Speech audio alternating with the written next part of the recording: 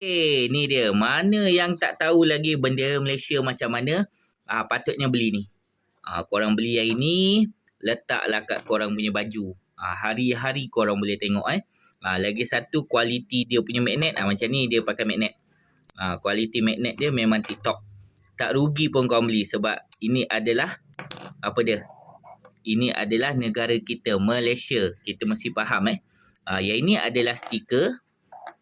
Untuk korang lekat ni, mana yang nak lekat kat baju anak pun boleh, mudah. Yang ini adalah pin. Ni jenis pin. Jenis pin pun ada, jenis stiker pun ada, jenis magnet pun ada. Mana yang tak tahu lagi tu, beli sekarang. Korang jangan lupa, ini adalah korang punya negara, korang kena ingat macam mana bendera korang.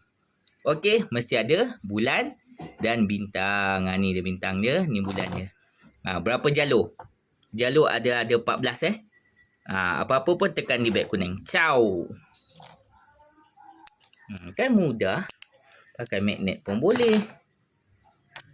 Nampak tu? Pakai magnet pun boleh. Pakai pin pun boleh. Ni pakai pin. Mana yang tak tahu? Cepat-cepat tekan di beg kuning. Ini logo Malaysia. Ni bendera Malaysia ni.